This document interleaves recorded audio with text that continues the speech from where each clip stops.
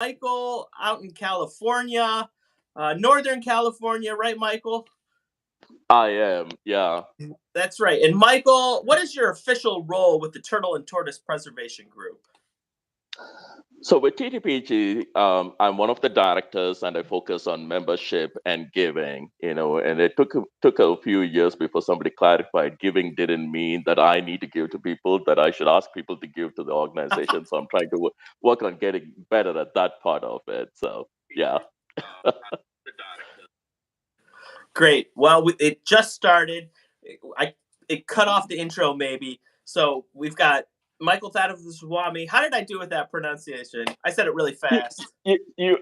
you're brave enough to buster through it. Yeah, that's the first thing a lot of people ask. Even after 10 years, they're like, when they meet me for the first time, how do you pronounce your last Yeah, name? yeah. So it is Swami. Thathuvaswamy. There you go. Yeah, no silent D, nothing. It's I, pronounced just the way you it's spelled. just pronounce it. I love it. I love it. And Yeah. tonight we're going to talk about Reeves Turtles for about 30 minutes. This is a quick hit, a quick profile, a hump day. Let's get together. Let's talk about a species that, I'm interested in. And hopefully you guys will be too. So tonight we're going to talk about Maremi's Reevesii, the Reeves turtle. Michael, what is the Reeves turtle?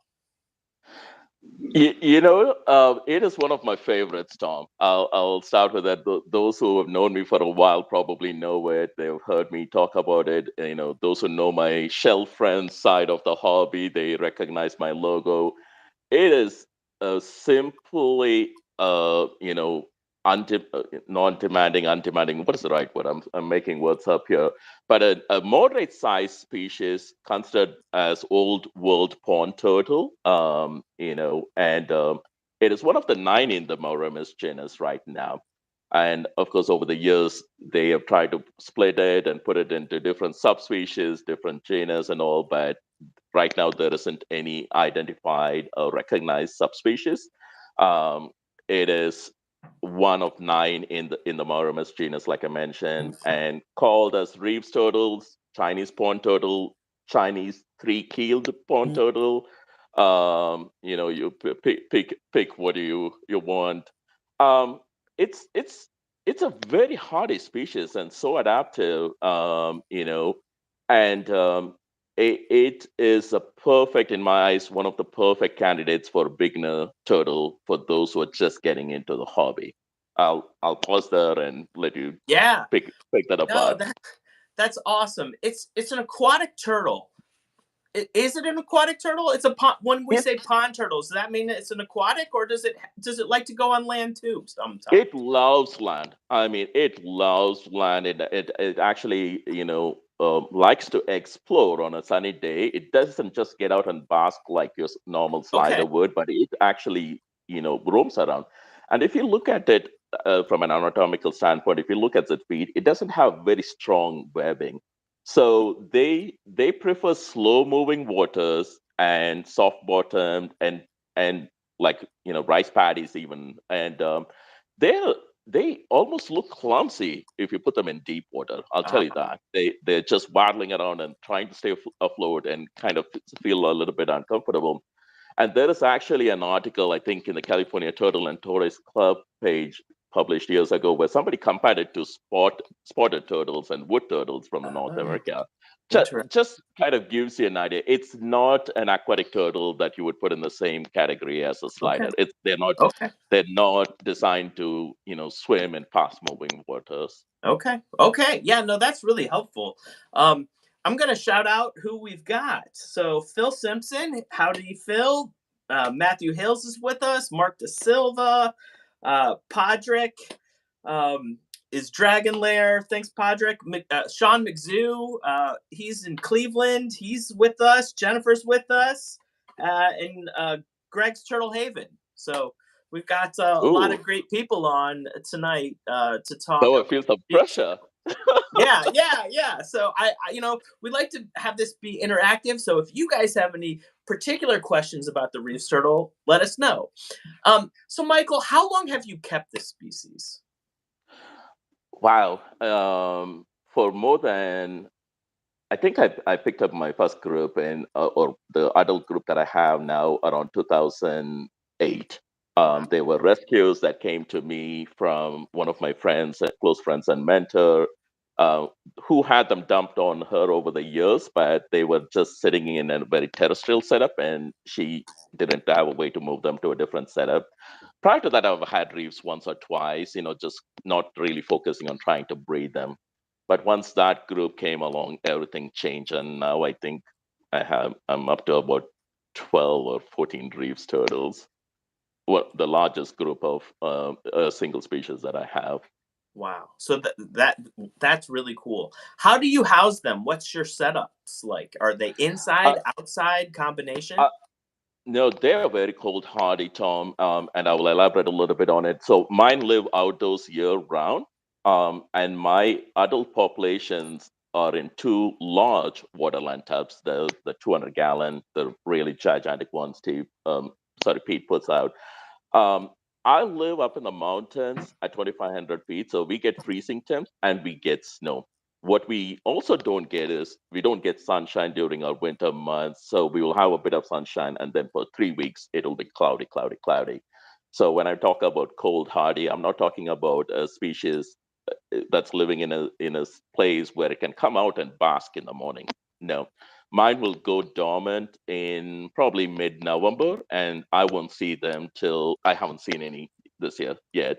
So probably mid-April, early May, they start becoming active. So I will add just for those who are listening and probably thinking of housing in a waterland tub. I keep about 6 inches of soft muck and mud at the bottom of the tub, so that's where they dig in. So they're not just sitting on a waterland tub that's just plastic with water in it. They have a bit of insulation there. Okay. Do you have to heat that water at all or keep ice Nope. off of it? I do keep an aerator so that there is an opening in the ice when it does freeze over. But our freezing nights they aren't brutal. I think the max thickness of ice I've had is maybe half an inch on the surface. So the aerator keeps it both oxygenated as well as keeps an opening in Okay. on the surface. Do you have multiple animals in the same tub? I do. I do. So that 14 group that I talked about is split between those two tubs. The males are on the smaller size. The males I have are probably around 5 to 6 inches. And most of my females are also on the smaller side. So I don't have a whole lot of bio load on this. And with the mud and aquatic plants, I just got an ecosystem going that has worked really well for me. Cool. The largest female I have is about 9 inches or something. They can get to be even bigger, and the Yeah. Japanese form, especially, is believed to be larger than the Chinese form. And most of my reefs that I have here are the Chinese form or Chinese population, if you will. Okay. So yeah, let's explore a little bit more about what they look like. So size and then color. And Greg Brashear, he mentioned megacephaly.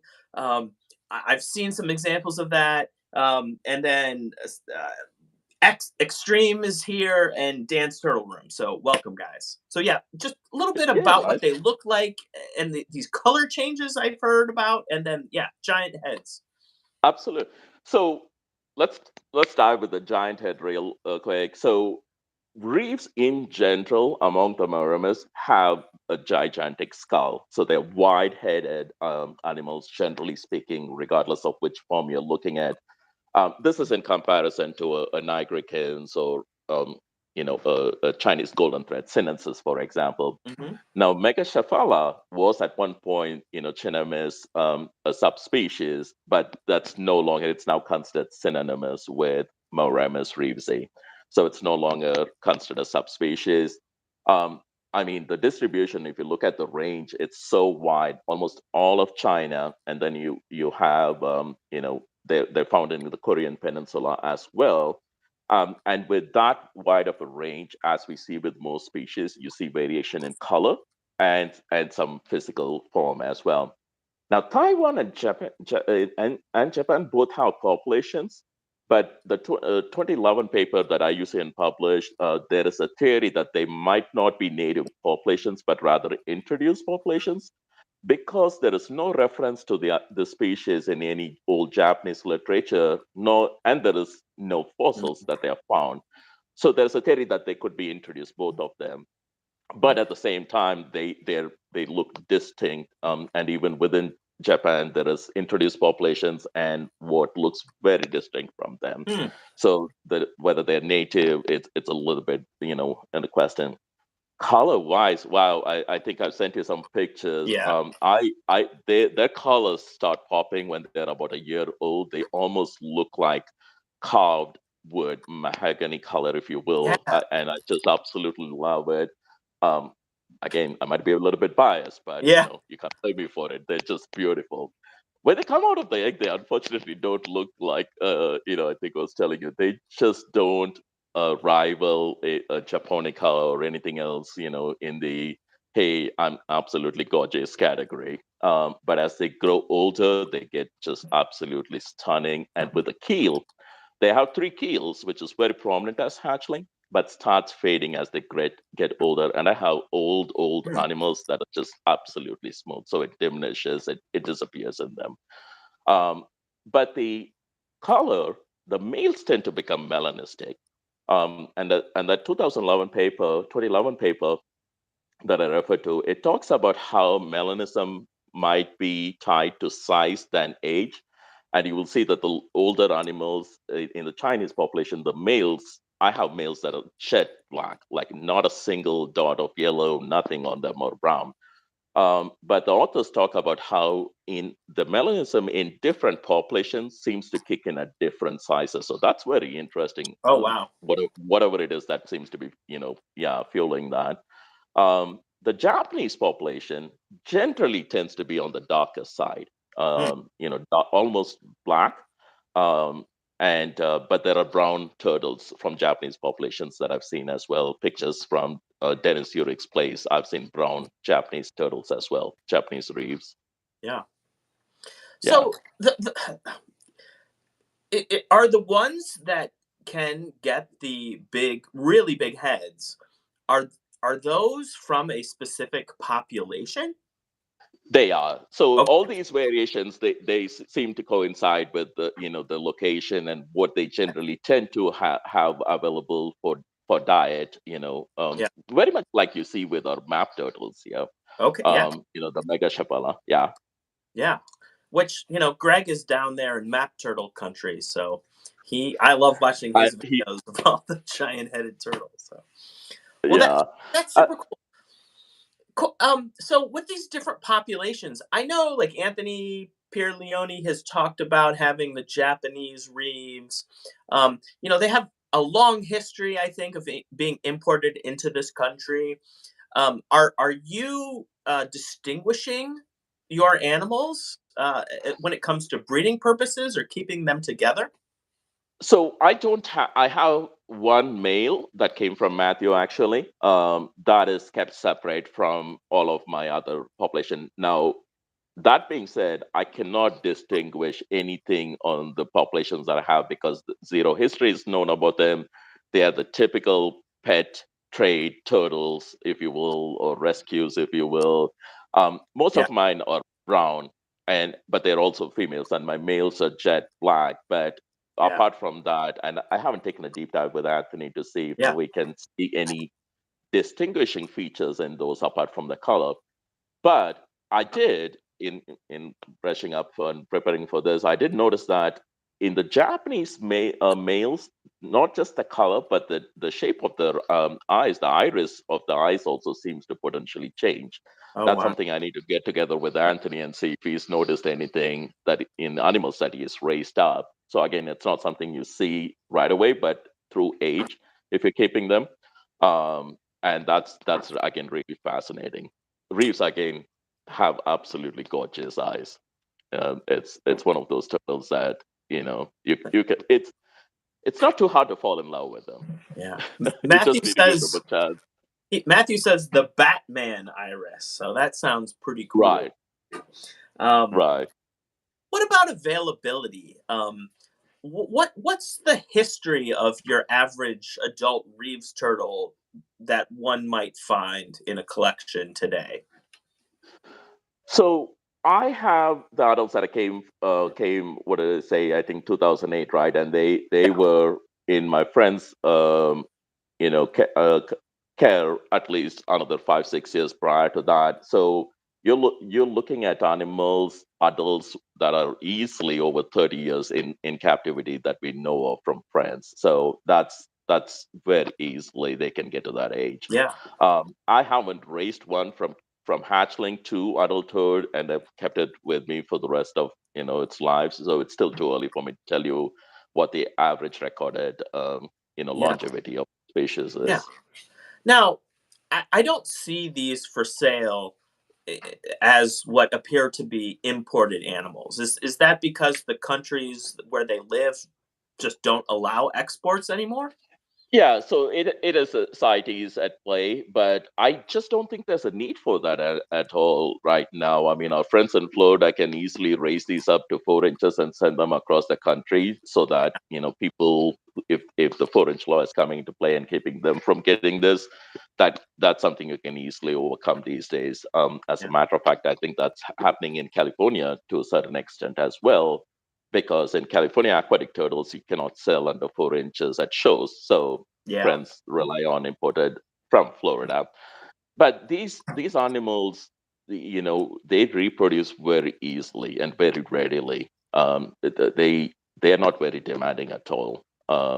In they they they adapt well. They settle down quickly, and they're very hardy.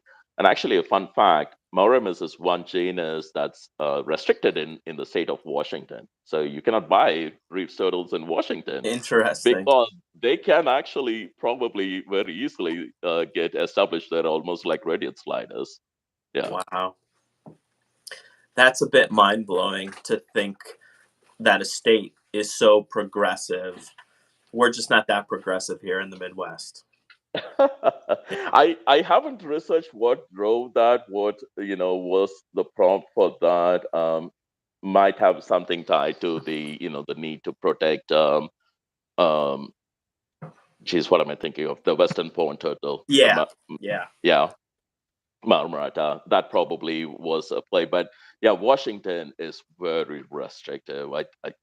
I don't know what you can actually even keep there. I have to go back and look. There's very few that you can keep, I think. Yeah, I mean that's definitely a challenge. So you know not to sell any animals that you produce to Washington State. You Right. have you have to keep track of that.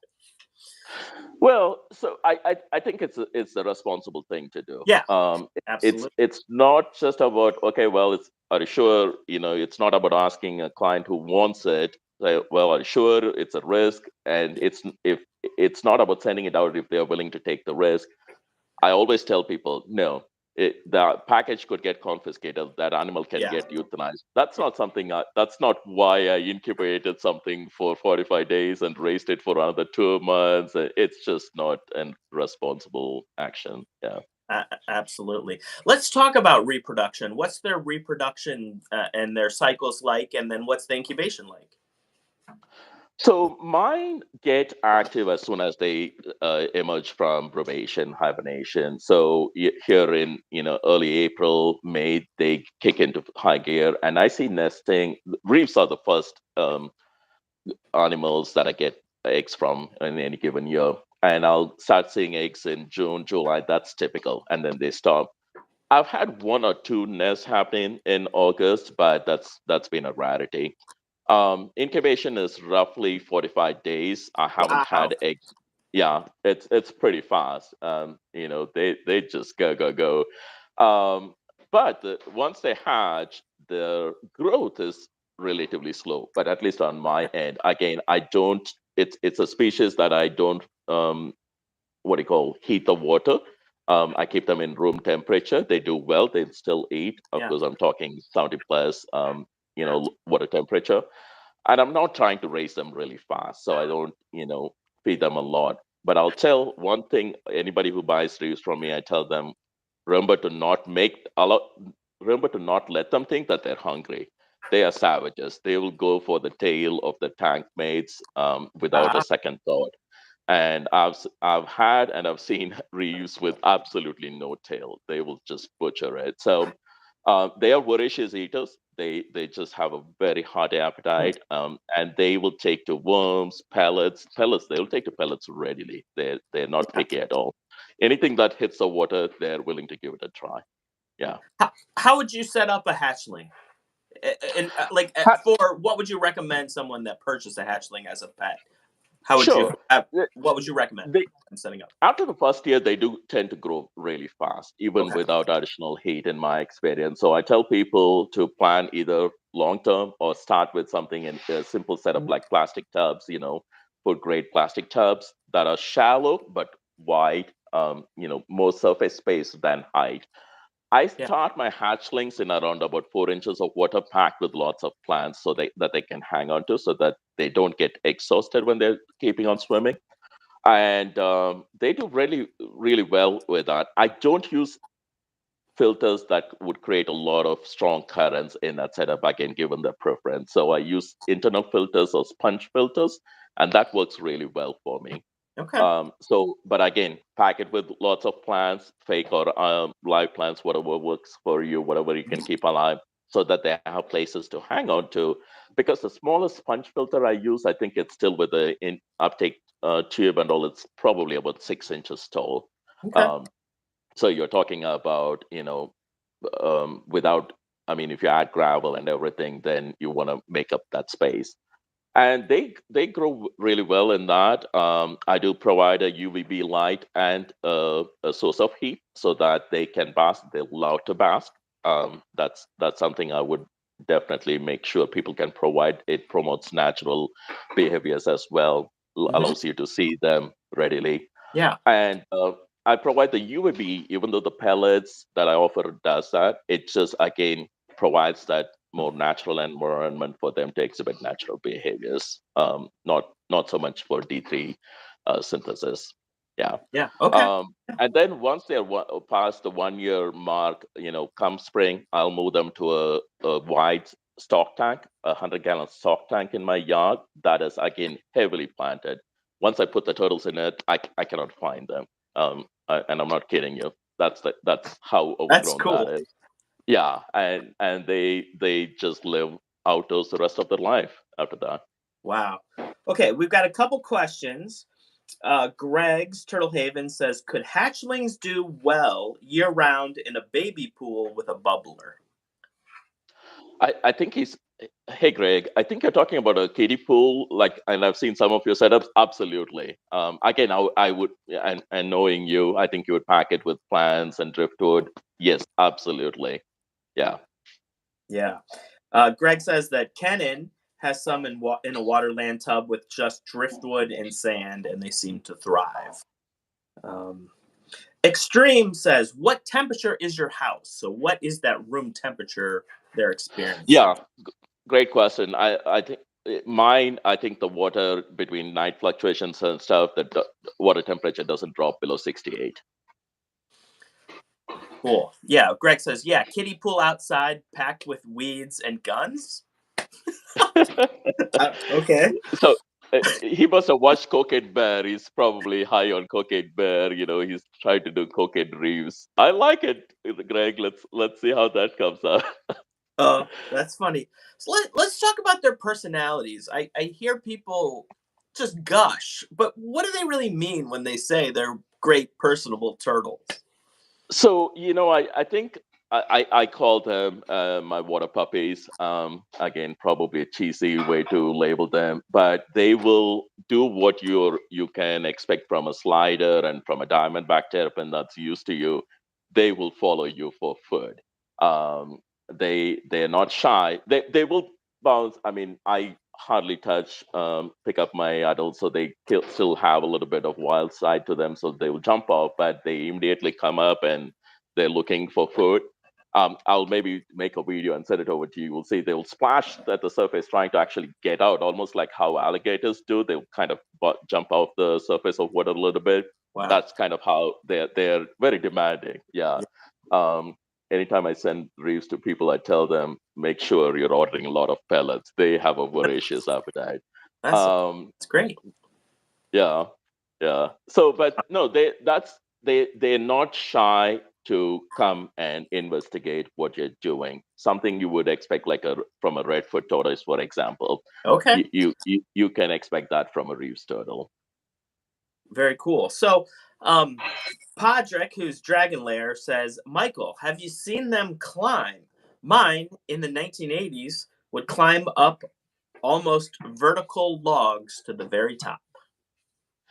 I Yes, they climb. The short answer. I don't have any vertical logs that I've seen them, but I have a rose of Sharon plant growing in that large waterland tub. Believe it or not, and they will try to climb that. So I have a cover to keep them in, and prevent them from escaping. They are pretty agile. Yeah.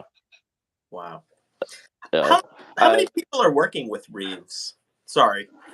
Oh, I want to say many, probably Yeah. not enough, but many. I mean, we've got a lot of friends in Florida. I mean, it's a species that's not very demanding. One of the pictures I sent you, if you looked at it, you will see it's an enclosure, almost like a box turtle's enclosure. It's a terrestrial with just like a shower pan. That's a Reeves turtle enclosure, if you can believe it. Cool. A gentleman in California had his group in that setup. Wow. That's we are probably talking about 4 or 5 inches of water for adults. And his bread, that's just how adapted they are. Not that I recommend it, because they Sure. do enjoy water. In the wild, there has been observations of reefs with moss growing on them, so they definitely enjoy the water. Yeah. But they love the land just as much as they love their water space. Now that sounds really interesting. Um, Matthew Hale says, "Mine will climb. Amazing climbers, honestly." So, well, let's talk about the wild a little bit, Michael. I don't know if I told you this, but yes, hey, Mark. Mark says, "Will you share the photos?" And what I'm going to do is I will share the photos on my YouTube channel. We can certainly share them on Facebook too. Um, as a community post. So yes, we'll share the photos. So why I reached out to you specifically for Reeves Turtles is that I will be flying to Korea on April 8th, and I will be in their wild habitat. I'm going to be there 10 days. It'll be a business trip. I'm going to be visiting a lot of botanical gardens. But Nice. along the way, I'm hoping to find one of these turtles in the wild.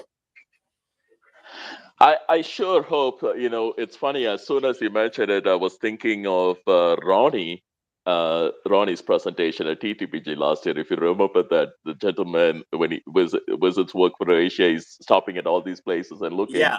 And it was Yes. funny to see him talk about, oh, there's a slider, there's a, mostly non-native species. I sincerely hope you see them. Um, of course, like with I'm so the IUCN red list doesn't put reefs as a species that is threatened with extinction, but it is marked as endangered. It doesn't make the top 25 list, 40 list, but definitely and especially in Asia, with the population growth and globalization and in explosion of in the industrial sector, it looks like that habitat is disappearing fast and furious. So I sincerely hope you have an opportunity to see them in the That wild. would I be think it'd that be would awesome. just terrific. Yeah, it doesn't matter what species it is, it's always exciting, Yeah. just seeing what they do. And reefs has been observed to be just out there in the open, unlike some of the other species that are a little bit more cryptic. So good luck. Yeah. Yeah. Well, is there anything else about Reeves turtles? Excuse me, I'm gonna cough. Yeah. That we need to know. Um, if you live in a space where you can create a habitat that where they can get away from the freeze line, please give these species give the species a chance. They will steal your heart. It's I again, they're not flashy like many of the koala species, or the japonica, geomata japonica, but they make up for it. And you can get one of these without spending a small fortune, or giving away your firstborn. Yeah. And you can enjoy them in an outdoor natural setup year round, which you cannot do with many of Oh, these that's species. cool. So, yeah, it's I think it is something worth considering if you have space. Awesome. Absolutely, yeah. Well, Extreme says get the likes up. Now we're up to 4. So if you like this, what we're doing, please hit the like button. Uh, we're going live 8 o'clock Eastern, 5 o'clock Pacific every Wednesday night. And sometimes it's just me. Sometimes I have a guest like Michael. So, Michael, Uh, thank you so much for joining us. Thank you so much for having me, Tom, and giving the opportunity to talk about Reeves, which is truly an underappreciated and underrepresented species. Even in the Moramis genus, there's more flashy turtles that many of us Yeah. tend to lean to. But I think I mentioned to you at the start. Thanks for having me, and I love what you're doing, focusing on species with people who are crazy about it. So I'm looking forward to seeing more of our crazy friends hopping in here and talking Yeah. about the animals they're crazy about. I think it's a great video to document it and hopefully get others excited about a Awesome. species. Love Awesome. it. And one thing I'm going to start new tonight. Who should I talk to next? And what turtle species should I talk to them about? Ooh, okay. So maybe because I just saw his post, before hopping on here. Yeah, I don't know if you're familiar with Ivan Alfonso in Florida. I don't Um, I don't think so. Okay, so he's a veterinarian Okay. and he does some amazing species, including acclimating wild caught animals, including the snail eating turtle. Oh, And he and wow. his wife are doing really well. So, him maybe. Um, but Excellent. if not, I mean, just Greg, hopefully he can find time Yeah. to talk about his love for loggerhead musk turtles, another species that a lot of folks don't think about, but it's an amazing species, and I don't know if there's a better person to talk about them than Greg. Yeah, Okay. Very good. Well, thanks, Michael. Thanks, everyone. We'll see you next weekend. And Michael, I'll see you in November. I'm looking forward to it. Thank you. Sounds Have a good. nice evening, everyone. We'll talk to you Bye. later. Bye, everyone.